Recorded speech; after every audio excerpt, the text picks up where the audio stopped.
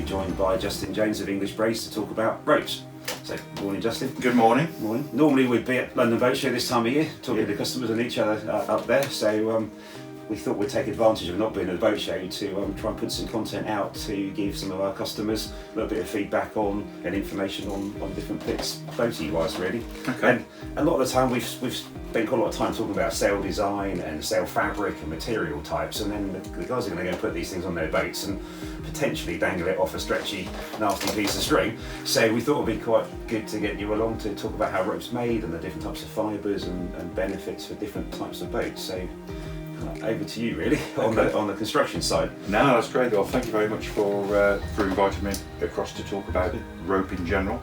I think the first point really to push on is there's four main fibre groups that we work with predominantly, which are polypropylene, nylon, polyester, and higher tech fibres like Dyneema's, UHMPEs, etc.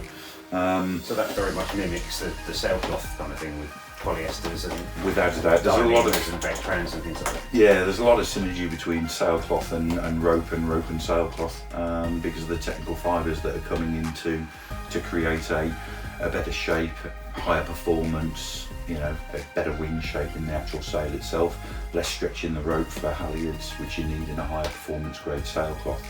But the four main fibres, so just as a brief overview, so polypropylene is obviously, it's a floating rope.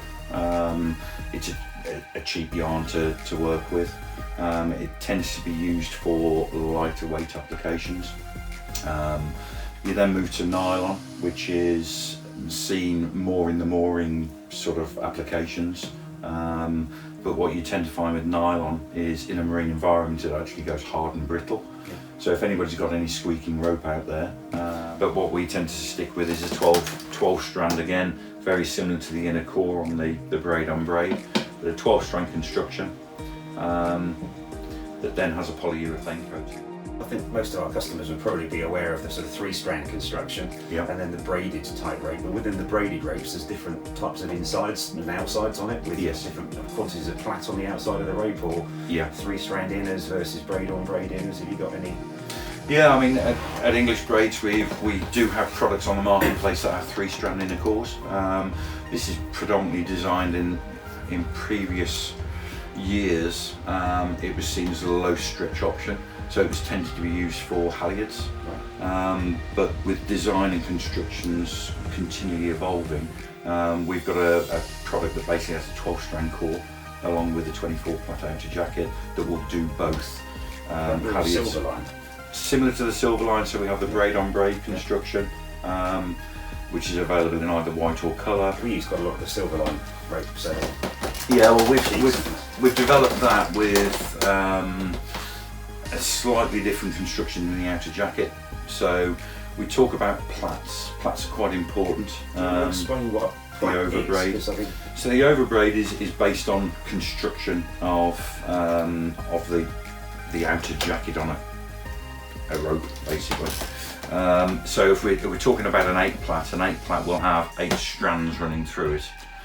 So it'll have 8 ends coming in, and they'll be woven around in simplistic terms to create quite a bobbly looking rope, very, very aggressive. So the rule of thumb is the more plaits you put into the outer jacket, the better the wear resistance that you'll get out of that particular product. Also, with braid on braid, if we stick to braid on braid at the moment, braid on braid can be made out of a 16 plait construction. So 16 on the external jacket, so 16 plaits, 20 plaits, 24 or 32. The standard rule of thumb is the more plaits you put into the outer jacket, the rounder the rope and also the harder wearing the rope's going to be. And what we've done, we've manufactured a 24 plait, so a good higher end intermediate jacket to give you that flexibility. And yet what you find, and again you'll look at this out on your yachts, when you see something going through any sort of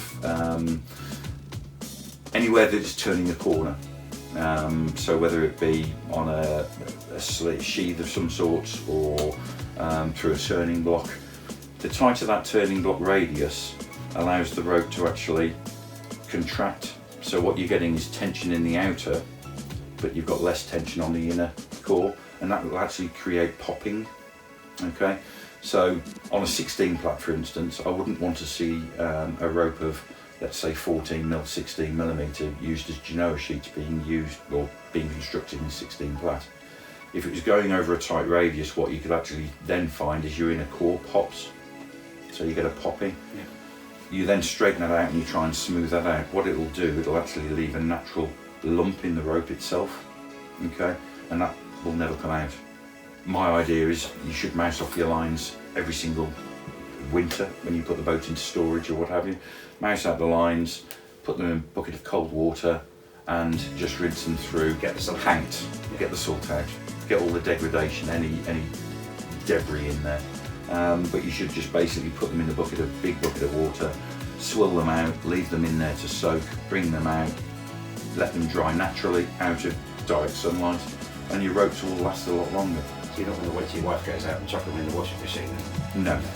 Washing machine does exactly what we've just said. So basically it'll turn, and what it'll do, it'll upset the balance on the rope, which is why when you see people, you know, put the lines back in, you'll actually see a twist in the rope itself.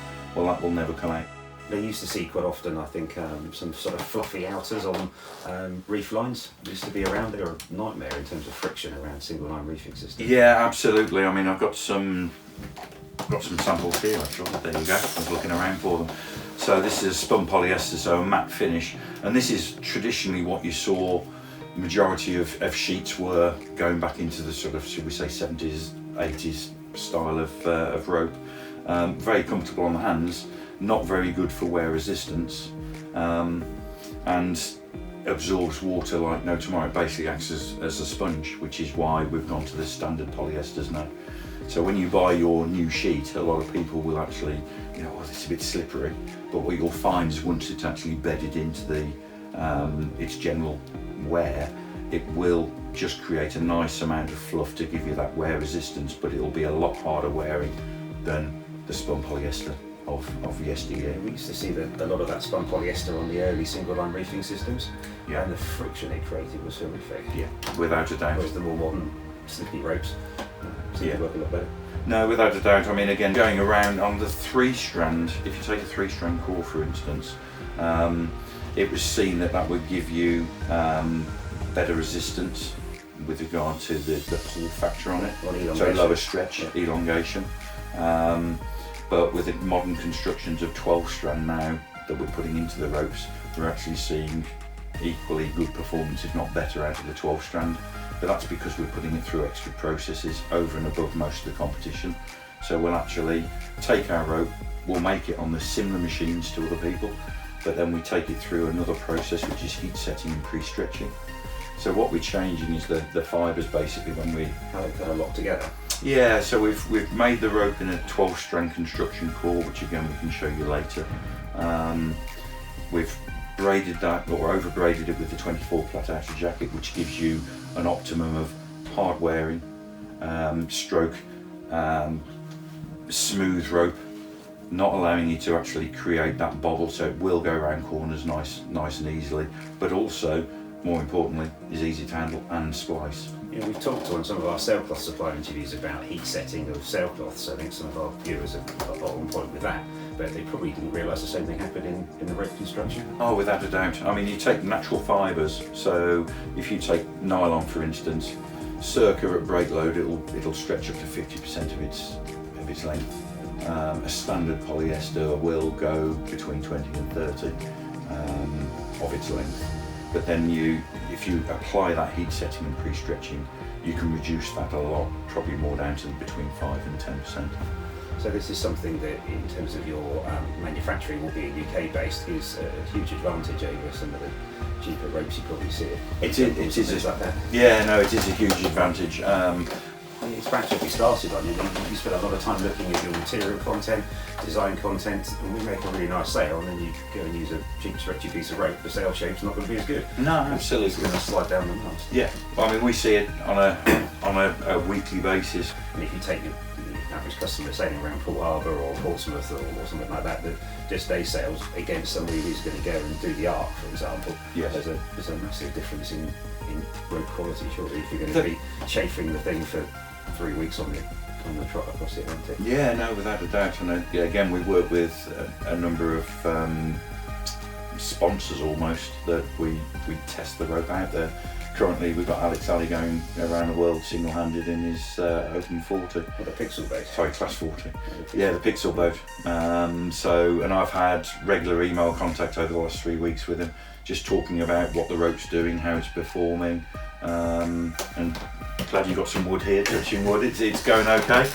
He's very pleased with everything. So he's running everything from a braid on braid, bearing in mind it's a race boat.